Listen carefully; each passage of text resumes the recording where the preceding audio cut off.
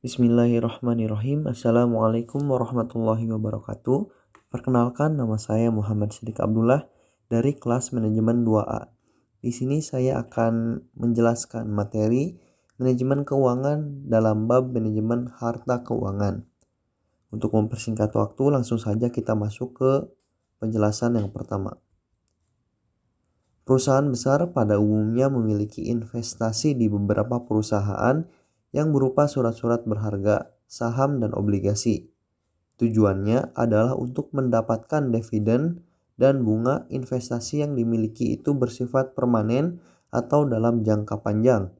Di samping itu, memperoleh dividen dan bunga investasi juga mengharapkan keuntungan biaya surat-surat berharga itu dijual, tetapi itu bukan tujuan utama. Bagi kaum kapitalis tingkat global, investasi pada surat-surat berharga lebih disukai karena sifatnya yang fleksibel. Tidak terjadi krisis politik, investasi tersebut mudah dipindahkan karena surat-surat berharga tersebut mudah dipasarkan. Kapasitas global pada umumnya menguasai surat-surat berharga pada perusahaan-perusahaan besar, khususnya di bidang perminyakan, pertambangan, industri mobil, industri pesawat, perbankan, pelayaran, dan penerbangan maupun lain-lain. Yang pertama ada investasi saham biasa. Saham biasa atau common stock ialah surat berharga tanda kepemilikan atas suatu perusahaan. Penerbit saham biasanya disebut perusahaan yang menyatakan sebagai modal, dan pemegang saham biasa disebut investor yang mengharapkan hasil atau returns atas investasinya, atau disebut pemilik perusahaan yang bertanggung jawab atas kerugian perusahaan.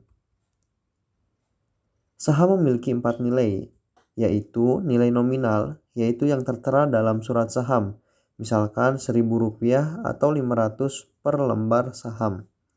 Lazim disebut state value, face value, par value. Nilai buku atau book value per share, yaitu jumlah nilai modal sendiri atau ekuitas dibagi jumlah saham yang beredar. Selanjutnya ada nilai pasar, market value per share, yaitu harga yang ditentukan oleh kekuatan permintaan dan permintaan di pasar bursa. Yang selanjutnya ada nilai fundamental atau disebut intrinsic, yaitu nilai sekarang, present value dari dividen dan keuntungan, atau kerugian modal, atau bisa disebut juga dengan capital gain atau loss. Yang selanjutnya ada investasi obligasi. Obligasi adalah surat utang dengan bunga tetap. Bagi perusahaan, surat utang obligasi atau bondholder disebut investor. Ia akan mendapatkan pendapatan tetap yang berupa bunga obligasi. Oleh sebab itu, pemegang saham obligasi disebut pemegang surat berharga berpenghasilan tetap atau fixed income security. Obligasi memiliki nilai nominal atau par value, state value, face value, atau lazim disebut nilai pari, misalnya per lembar Rp1.000. Jenis-jenis obligasi yang umum adalah obligasi pemerintah atau government bond dan obligasi perusahaan swasta atau corporate bond. Di samping itu, ada jenis obligasi yang lainnya yaitu obligasi perusahaan negara atau obligasi badan usaha milik negara atau disebut state-owned company bond. Obligasi pada umumnya surat utang tanpa jaminan. Jika obligasi dengan jaminan harta tetap lazim disebut mortgage atau mortgage bond, di mana pemegang obligasi dapat menjual harta tetap yang dijaminkan. Investasi pada obligasi hakikatnya juga beresiko, karena kemungkinan penerbit obligasi atau debitur tidak mampu membayar bunga dan pembayaran kembali utangnya. Terdapat beberapa kualitas investasi pada obligasi atau peringkat investasi pada obligasi yang disajikan oleh Standard & Poor's antara lain sebagai berikut. Yang pertama adalah obligasi kualitas tinggi atau high grade. Ialah surat utang yang dikeluarkan oleh perusahaan yang sangat sehat keuangannya. Pembayaran bunganya lancar, hampir tidak memiliki resiko.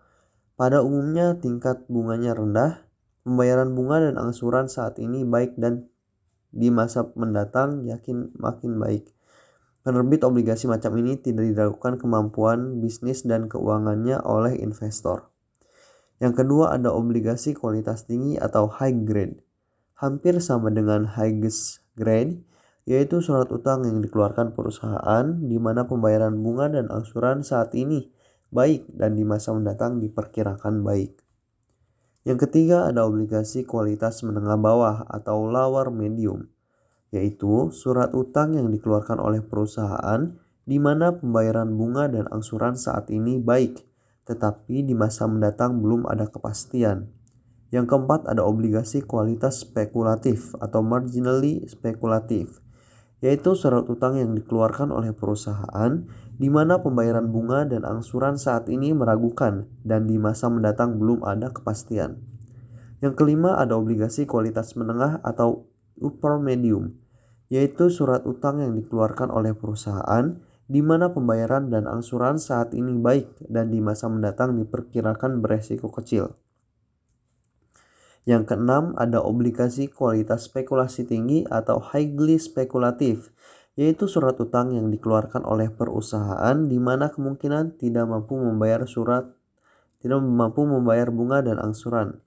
Yang ketujuh ada obligasi kualitas sangat spekulatif atau default, yaitu surat utang yang dikeluarkan perusahaan di mana penerbit tidak mampu membayar bunga. Obligasi demikian disebut junk bond. Sekian pemaparan yang dapat saya sampaikan. Kurang lebihnya mohon maaf. Billahi taufik wal hidayah. Wassalamualaikum warahmatullahi wabarakatuh.